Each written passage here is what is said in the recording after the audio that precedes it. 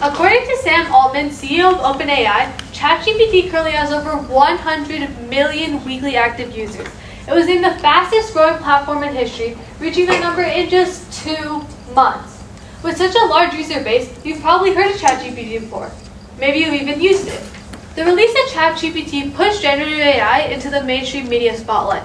Before, only a very small group of people even knew about this technology. Within the spotlight, anyone has access to it, even those who will abuse its powers.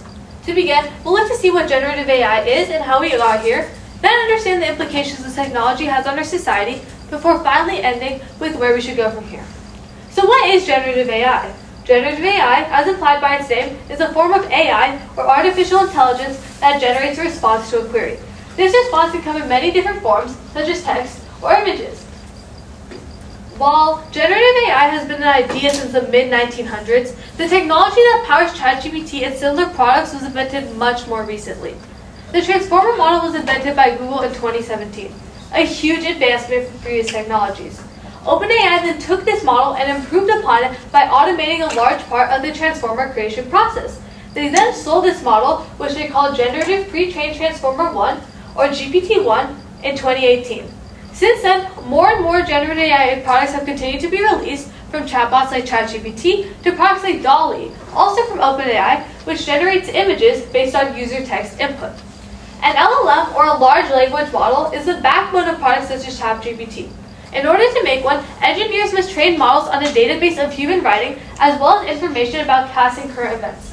In order for these models to have a thorough comprehension of natural language and history, the database that these models must be trained on is huge, almost as big as the internet itself. While this in and of itself may not sound like a problem, the problem isn't necessarily the data that is being used, but rather where that data is coming from.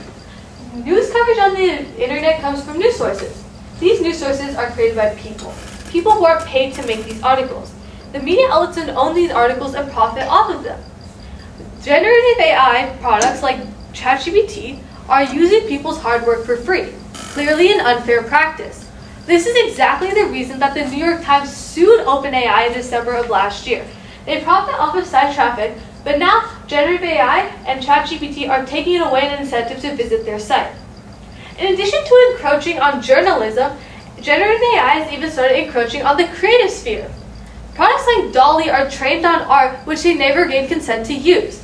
This is such a big problem because sometimes the art that it generates looks very similar to the work of real artists. This is a big enough deal to the point where a class action lawsuit was filed by a group of artists against a similar technology. While this is obviously a huge deal because artists make very little money as it is, and now AI is basically doing their job for them, but without charge. This makes it harder for artists to incentivize people to buy their work. Now, this is obviously a huge problem surrounding generative AI. However, there is one that I think affects all of us more directly.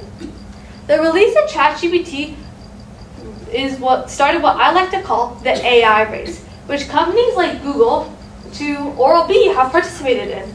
Yeah, you heard that right. Oral-B. They're surprisingly not the first to do so. In 2019, Oral-B released the Genius AI electric toothbrush, and have released several other AI-powered toothbrushes since then. I say AI-powered in quotes because what does that even mean? According to a video posted to the official YouTube channel for Oral-B, the toothbrush uses motion sensors and artificial intelligence to guide you to your best results every day. But again, what does that even mean? This is one of the biggest problems with generative AI, misleading marketing. Companies are just putting AI onto their product marketing, whether their product includes it or not, just to entice more customers into buying.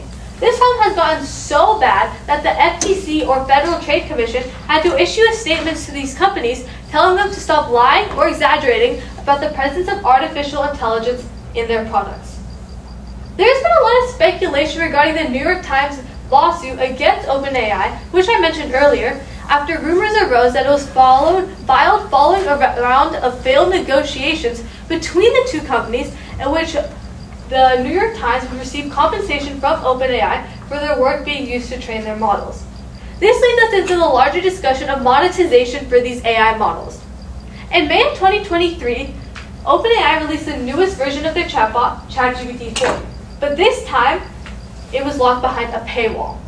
Should they be allowed to profit off of intellectual property that they use for free? Most would say that they should be compensated for the contribution.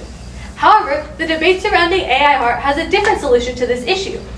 Instead, artists should be able to consent to having their work included in the training databases. While this solution may be tedious, it tackles the heart of the problem. This is better than compensation because, as I mentioned, that doesn't tackle the heart of the problem, and artists could demand more money from these companies later on. In regards to misleading marketing, following the footsteps of the FTC statement, there should be new updated legislation with updated marketing practices to reflect the changing economy. However, as legislation is a long and tedious process, the World Wide Web still remains relatively unregulated. With more and more people gaining access to the technology every day, it is important that we understand and ensure that it is safe for people to use. There are obviously lots of problems with this technology, like I mentioned, the unfair use of intellectual property, misleading marketing, and more. However, there is still hope for this technology.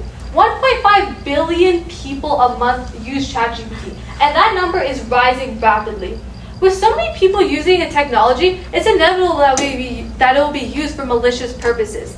However, the more people that are educated on this issue, the less likely they will be to fall victims to malicious actors using this technology for their own gain. Thank you.